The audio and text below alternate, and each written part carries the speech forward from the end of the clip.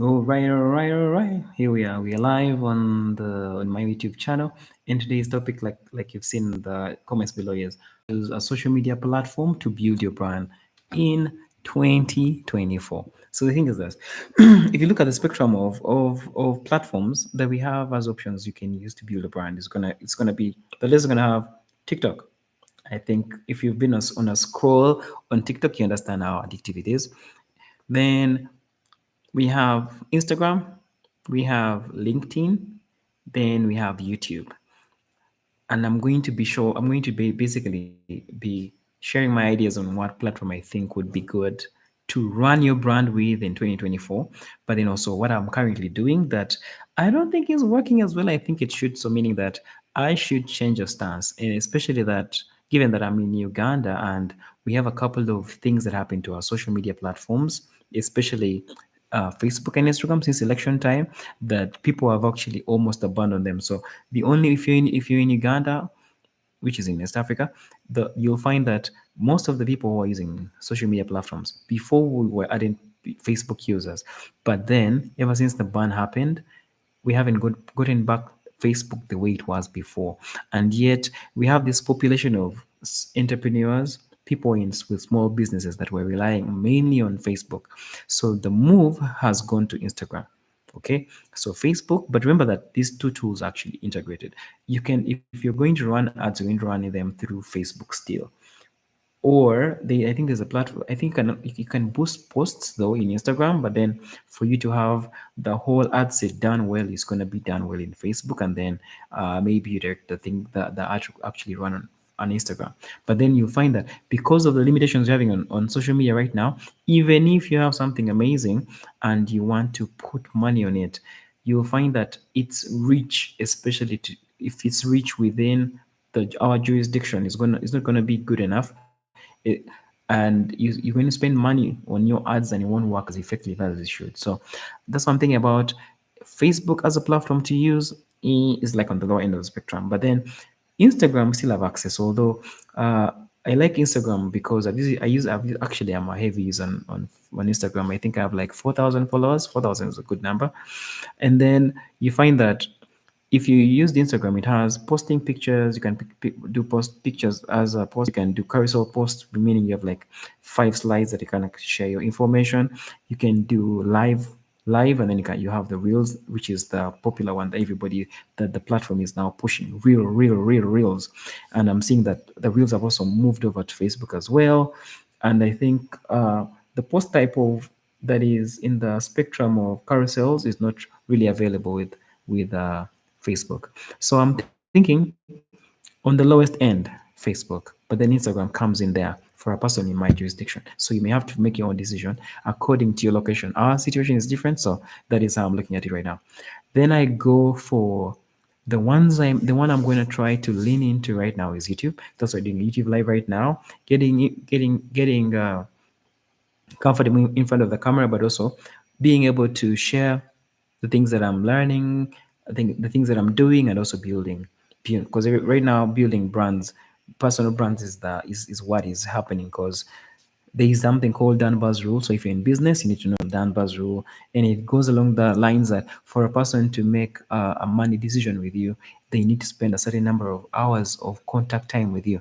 So that is like you come from stranger to a person who is known, so it kind of helps you to reduce the friction, especially if you kind of rhyme or align with their values and their personality. So it's the friction to make a buying decision with you actually is lessened with the more interactions with you, and that's why you build a brand. That is the biggest reason.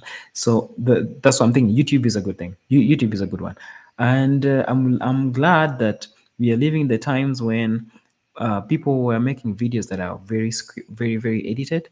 I think the rawness of videos is coming back, and that's why I'm like, just do a live, no edits, just the way you're dressed, it is what it is. But then if there's, I know there's an audience for the people who want the edited and scripted stuff, but that's not everyone.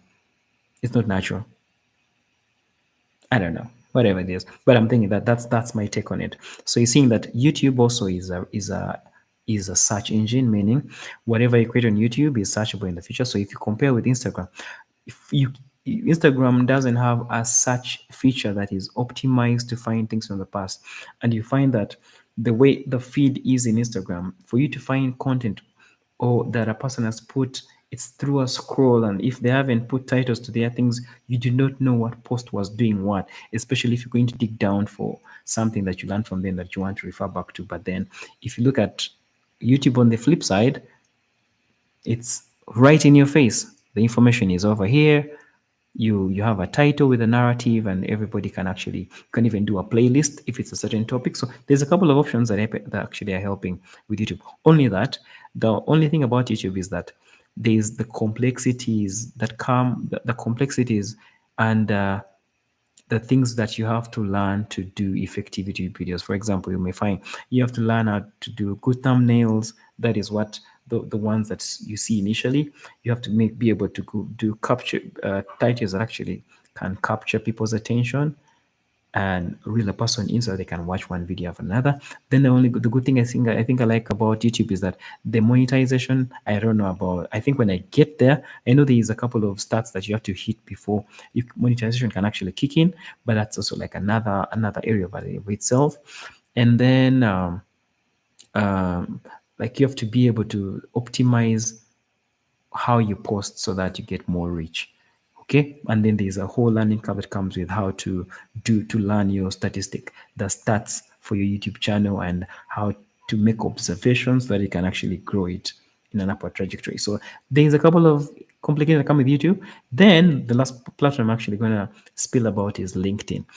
Initially, everybody has seen LinkedIn as a platform for people to, for professionals more or less, and also for people, some people used to do LinkedIn for jobs and stuff, but then you can see that the platform has evolved. If you've seen LinkedIn on the ad side, given that all these platforms have been around for much longer, you're going to find that uh, the gain you get from your back as for you on all the platforms right now, it's harder to get results from the same money. But then if you see like TikTok, I think there is more monetization and more reach that happens with TikTok. And that's the same thing with LinkedIn. So LinkedIn, if a person is willing to spend some money, you can actually get much more reach. But it also takes a certain level of skill for you to be able to learn how to do ads on LinkedIn. Takes a couple of things to do. But I haven't done it myself, but then I'm a consumer of the platform. So I keep on seeing things on the platform and how people are using it to do. And then I'm seeing that the creatives are mainly on Instagram for creative work and YouTube. But then I'm seeing that we are moving into a time when there are creatives actually coming to LinkedIn. And given that the people who are in the creative space are so few and are still spilled into these other platforms, any person with creative on LinkedIn, if they do it well, it's a very good platform for them to grow a brand. So those are the things I'm seeing. So myself, I think I wanna lean into YouTube and LinkedIn. And then LinkedIn also has that part where you can actually write. So for those people who want to practice their how they write, so it's like a two-edged sword. You can share content on YouTube, split into some little shorts that you can actually share to your LinkedIn, and then maybe push some of your audience from your LinkedIn to your YouTube. That's, I think, a good strategy. Then you have a platform on LinkedIn where you can actually write. So if your person writes articles, and you can come up with like a newsletter, or at the beginning before you're that good, LinkedIn is a good hub for you to practice your writing. And then especially when you've chosen a certain subject that you want to run with, and then build an audience for that kind of information, you can redirect them to your YouTube. And then if you have something that you want to monetize, you can send like a workshop, like a detailed workshop on the things that you share in tidbits into like a whole thing, and then run a class that is like a paid class, or maybe even a free one if you want to. It's a, but I can see that I want to lean in, my choice is to lean into LinkedIn and YouTube. I don't know about which ones you're using, and maybe I would like some advisory on which one, what you're doing for your social media and how you're building your brand, given that brand is the thing right now. All right. So I think with that, I've ranted for a bit. My mind is going in a couple of directions, but I hope you got some value from this. So I'll be seeing you on the other side, and subscribe to the channel. And this was my YouTube live, and we're in 10 minutes. Adios.